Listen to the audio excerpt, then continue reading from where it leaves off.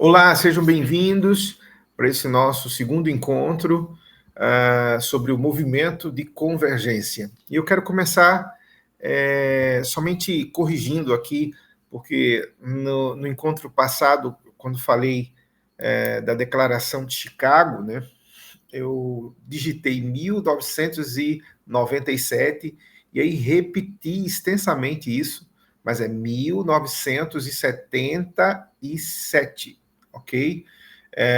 Foi um encontro promovido ali por Robert Weber, um sacerdote que via a fragmentação do cristianismo, principalmente na sua ala evangélica, e buscava ali, nessa conferência nacional das igrejas evangélicas por um cristianismo histórico, a busca de um olhar, né, para o passado, para a igreja antiga, e pensar por onde é que nos perdemos, né? Onde é que houve tanta fragmentação, tanta... E a ideia, né, promovida nesse encontro era refletir um pouco sobre o que tínhamos de essencial, de histórico, né? Esse documento você vai encontrar na internet, é a Declaração de Chicago, né, de 1977, escrita ali, né, nessa reunião e patenteada pelo Robert Weber. Eu falei, inclusive, no encontro passado, né, de um livro bem importante, né, que foi lançado pelo teólogo, pelo sacerdote, pelo professor Weber, chamado Adoração Antiga e Contemporânea. Você vai encontrar no Amazon essa edição, é uma edição portuguesa, mas vale a pena você, então, investir, ler e refletir um pouco sobre a essência do que se propõe esse movimento, né? Então, vamos lá. É interessante perceber que, como eu falei, a conferência trouxe um chamado, né, à recuperação da teologia e prática histórica do cristianismo. Ele buscou ali também um convite às raízes históricas do cristianismo e sua continuidade, um convite à fidelidade bíblica, principalmente num ambiente onde você tinha o liberalismo teológico na patente assim de um academicismo que cada vez mais se tornava agnóstico, cético, sei lá, tantas expressões.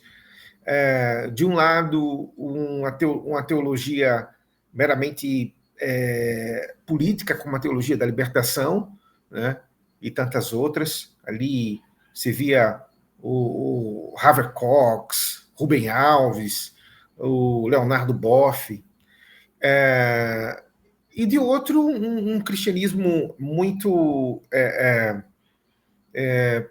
radical também, de um puritanismo muito grande, e a ideia era como a gente voltar, né, a uma influência bíblica.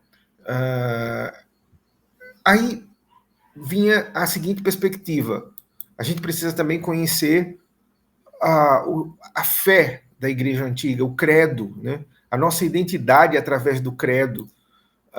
Precisamos ver a salvação como algo que seja holística, né, do homem todo. Um convite a uma via sacramental, né, e a retomada dos sacramentos na liturgia da igreja. E parece que hoje isso é emergencial, porque você vê as igrejas perdendo a característica de uma igreja sacramental. Cada vez mais as igrejas parecem mais um palco, né? Você vai para um culto e não sabe se é um culto, se é um show, se é um evento, se é uma palestra, né? Vamos, inclusive, no próximo encontro, falar especificamente sobre isso, quando nos aprofundarmos na ideia sacramental da igreja. Um convite à espiritualidade, né? E um convite a um governo episcopal. Então, vimos esses pontos, você pode voltar lá ao vídeo 1. E aí, a ideia era um convite à unidade da igreja, que só seria possível mediante essa convergência. Fazer desaguar no mesmo rio, né, esses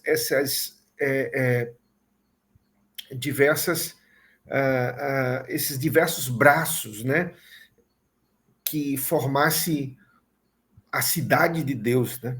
E aí, o que acontece? Você vai ter o Robert Weber, né, ali chamando a igreja para olhar o seu tesouro antigo, através do repensar a sua liturgia, do reencontrar o seu credo, os seus credos, né? Pelo menos ali os em comum, né? Da Igreja Unida. Os pais da igreja, dando um retorno ali à leitura, à meditação, à busca do que eles podem ensinar para a igreja atual, e a questão do sacramental. E é interessante que, basicamente, ali em 1988, Michael Gallo, né, num artigo escrito em 1988, ele dizia que não, o Chicago, a Declaração de Chicago, né, de 1977, não havia causado impacto nenhum na vida das igrejas evangélicas americanas, né? E ele mostra, inclusive, que muitos dos líderes que estavam ali saíram da tradição evangélica, né? Abraçaram igrejas ortodoxas, tal. Mas é interessante perceber que já no final, ele na conclusão desse artigo, onde ele comenta sobre os 10 anos do documento, ele diz que parecia que aquele documento estava se tornando importante diante de uma fragmentação tão grande que a igreja americana estava vivendo. E que alguns elementos daquele documento pareciam ter antecipado a fome e a necessidade de reflexão e de busca de identidade que a igreja cristã, no âmbito evangélico, estava a viver. Eu acredito que um dos pontos importantíssimos aí é justamente esse, porque é um documento que parece ser silencioso, como eu disse, quase 50 pessoas apenas, mas que vocês vão ver que vai causando um impacto, né, em gerações. E hoje é presente na vida de várias igrejas carismáticas, evangélicas, que estão tentando respirar em meio a um caos tão grande que estamos a viver dentro da identidade, principalmente evangélica, no mundo. É interessante que 10 anos depois também, basicamente aí em 1988, um pastor, um sacerdote quaker, né, convoca também uma conferência chamada Renovare, e ele passa a trabalhar a busca pela revisitação das tradições espirituais do cristianismo, que é o Richard Foster, o qual nós falamos também na aula passada, mas eu não apresentei na aula passada, este livro, Rios de Água Viva. É algo assim esplêndido, um tesouro. O meu aqui está bem velhinho, né? Também uma impressão de papel horrível, mas o meu está bem velhinho aqui. Eu acho que já tem aqui uma década, acredito, né? Ou mais do que isso, que tem mergulhado, lido, relido, é algo assim muito especial, né? E o Foster, então, ele vai trazer a necessidade de vermos a busca pela espiritualidade cristã num mergulho de grandes nomes da espiritualidade. Santo Agostinho, Tomás de Aquino, o próprio Inácio de Loyola, Thomas Merton. Então, homens que refletiram um pouco sobre como viver uma espiritualidade que traga o tesouro bíblico cristão para o dia a dia, né? E o Foster faz isso com uma maestria extraordinária, né? Vale a pena ler o que eu digo que seriam os 3 principais livros dele: o Celebração, Disciplina, Rios de Água Viva e a Celebração da Liberdade, né? Acho que é esse título. Estou vendo ele ali. Celebração da Simplicidade, se eu não me engano. Simplicidade. Então, vale a pena ler esses 3 livros. Um outro referencial que também falei na semana passada é o Simon Chan. Com um olhar mais carismático, ele fala dos sacramentos e desta unidade do cristianismo carismático, né? Vale a pena também. O Simon Chan é um teólogo asiático de linhagem carismática, pentecostal, e que vai fazer essa reflexão, né? Eu conheci os seus escritos, né, a partir de uma palestra que ele deu na conferência de 2008, acredito, das igrejas episcopais carismáticas, né? Foi ali eu acho que em Nova York, Estados Unidos, e ele fez ele deu 3 palestras nessa conferência, de forma magistral. Citarei muito eles nesse nosso caminhar aqui.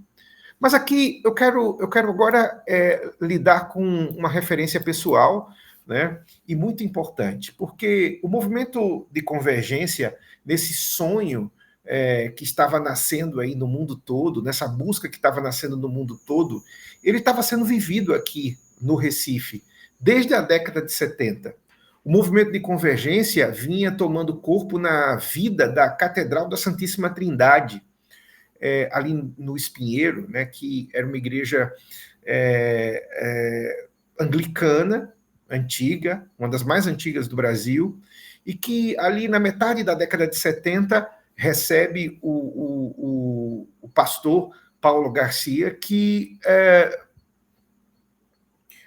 traz a convergência de movimentos católicos com a luta por vivenciar a base bíblica e, ao mesmo tempo, um encontro com o carismático. Então, você via acontecendo ali naquele templo, né, e na experiência evangelística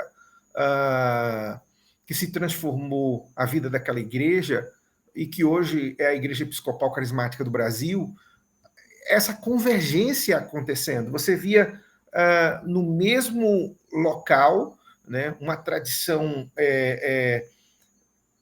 católica anglicana, você via um grupo de evangélicos e você via os carismáticos, né? E era interessante como eles começaram a experimentar ali uma vida em comum. Eles começaram a experimentar uma vida que foi se enraizando e formando uma igreja viva, mas ao mesmo tempo que não se esquecia dos seus valores, do seu ethos, né? É interessante perceber que você ia num culto e ouvia expressões que provavelmente você não veria em nenhuma igreja evangélica. E, ao mesmo tempo, você via pregações bíblicas que provavelmente você veria em poucas igrejas católicas e até mesmo anglicanas, né? Então, ali inicia-se, para mim, um dos berços do movimento de convergência em sua prática, né? Em sua prática. Eu costumo dizer, e ainda vou gastar um tempo para estudar isso aí e organizar isso num artigo, que o que aconteceu na Catedral da Santíssima Trindade, no ministério do reverendo Paulo Garcia, hoje o bispo Dom Paulo Garcia, foi uma verdadeira um reavivamento, um movimento espiritual de retorno a uma igreja viva.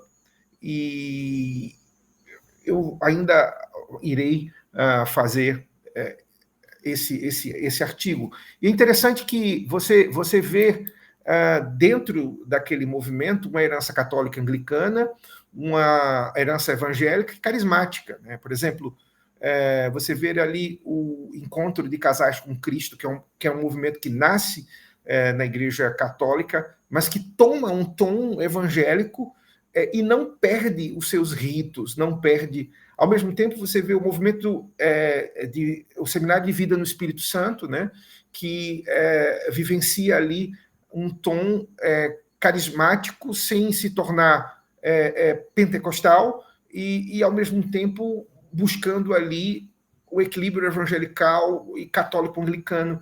Então, é uma verdadeira...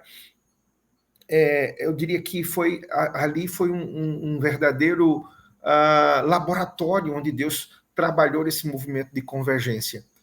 E aí eu quero lembrar para vocês algumas coisas, para a gente ir para o final desse pequeno texto, que na verdade eu quis apenas corrigir algumas coisas do primeiro e acrescentar para a gente entender melhor isso aí. Uma igreja convergente não é uma igreja sacramental apenas, nem apenas evangélica, e tampouco apenas carismática. Se uma igreja convergente ela der ênfase a que ponto desse seja, ela deixa de ser convergente. Ela precisa ser uma igreja que abrace os três aspectos. Uma igreja totalmente sacramental, totalmente evangélica e totalmente carismática. Ok? É um grande desafio, é um desafio espiritual. Não se perder no carismatismo e esquecer o sacramental, não se perder no sacramental e esquecer o evangelical, e não se perder no evangelical, esquecendo o carismatismo e o sacramental. E eu vou ter três encontros sequenciais com vocês, expondo a teologia, as raízes de cada um desses aspectos. O que é ser uma igreja sacramental? O que é ser uma igreja evangelical? O que é ser uma igreja carismática dentro do movimento de convergência? E aí, vejam, somos um movimento que busca retornar às tradições bíblicas que permearam o início da igreja, de uma forma relacional. Queremos integrar em nossas vidas o que seja sacramental, evangélico e carismático, ok? E isso por meio de uma vida sacramental. E como é essa vida sacramental? Um relacionar-se com Deus presente e real na história e que nos deixou elementos e ritos que são expressões visíveis de sua presença invisível. Ok? Então, o sacramental é aquilo que é visível, mas é um meio para o invisível. Né? Ok? Então, a gente vai aprofundar isso. Da mesma maneira, ela é uma igreja evangélica, que compreende a necessidade do homem converter-se a Deus por meio de Cristo e viver uma vida de relação com Ele através de sua palavra escrita, as Sagradas Escrituras. E veja, num tempo de um retorno ao pseudo-apostolado, onde a gente vê homens que buscam a autoridade de trazerem novas revelações, a gente tem gurus hoje dentro da realidade desse cenário atual que chegam a dizer que suas palavras são tão importantes quanto as palavras do apóstolo Paulo, né? E isso é uma loucura, né? Isso é uma loucura. Precisamos entender a fidelidade, né, às Sagradas Escrituras, a busca por uma vida que tenha a Bíblia como farol, né? Como farol. Então, por último, né, precisamos buscar a ideia de uma vida carismática, que se situa na compreensão de que a presença pessoal de Deus em nossas vidas, através do Espírito Santo, é real e quer nos mover a uma vida de intimidade. O Espírito Santo não é uma fonte de poder, mas de relação. Aqui na Igreja Episcopal Monte Moriá, né, nós temos buscado viver essa base da intimidade com o Espírito Santo. Uma intimidade que nos molde, uma intimidade que nos forge, uma intimidade que nos quebrante, né? E a gente tem trazido as vidas desorientadas, caóticas, quebradas, e pedido para que ele seja o reconstrutor, né? E para nós, essa é a verdadeira busca de uma vida de santidade. Não o poder, né? Como a gente tem visto ênfases em movimentos carismáticos e de Espírito Santo hoje, mas a intimidade, a relação. Ok? Então, o movimento de convergência para nós é essa experiência tão extraordinária que é silencioso, né? Realmente você não vê essa expressão em grandes veículos cristãos. Os próprios evangélicos, de uma certa forma, às vezes enxergam isso como um misticismo até. Recentemente li um escritor evangélico colocando os escritos de Richard Foster como perigosos, né? E realmente qualquer escrito, qualquer teologia, qualquer pensamento que seja visto como uma idolatria, né? Como tantas vezes se vê alguns reformadores, alguns teólogos católicos e anglicanos, como se vê algumas expressões de evangelismo nacional, alguns gurus, né? Qualquer homem ou mulher que são vistos como ídolos, eles, na verdade, nos levam para a destruição, né? Por isso que a centralidade da Bíblia, da própria relação com o Espírito Santo, da própria tradição cristã, né? Como é importante um livro como os livros da tradição cristã, quanto que nos mostram ali, de uma certa forma, as heresias, né? Olha, Irineu de Lyon, né? Contra as heresias, o próprio Orígenes contra Celso, os livros tão importantes de Santo Agostinho, né? A tradição reformada, todo esse olhar que, de uma certa forma, é a dimensão do Espírito Santo nos mostrando: preste atenção nesse excesso, está faltando isso. E essa é a dinâmica do cristianismo, essa é a dinâmica da igreja cristã, né? A gente saber de onde vem, quem somos, para podermos trilhar, né? Para onde estamos indo. Então, o movimento de convergência, para mim, é hoje uma verdadeira reforma. Eu diria que uma busca por um cristianismo que responda ao mundo secular, a um mundo onde parece que cada vez mais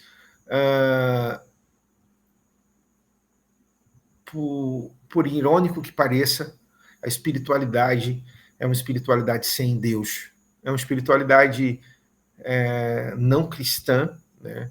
É uma espiritualidade egocêntrica, baseada em si, no próprio mundo como algo divino, né? E não como criação, e tem trazido apenas angústia, solidão, dor, né? Então, nos próximos encontros, eu quero aprofundar a ideia da igreja sacramental, tá certo?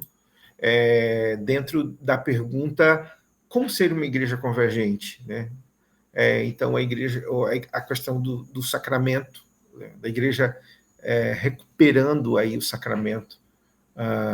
Então, no próximo encontro, falaremos sobre isso especificamente. Obrigado pela sua atenção. Deixe o seu like, né? Aqui, se quiser fazer comentário, pergunta, faça. Eu vou ter a alegria de compartilhar com você a resposta. Até a próxima.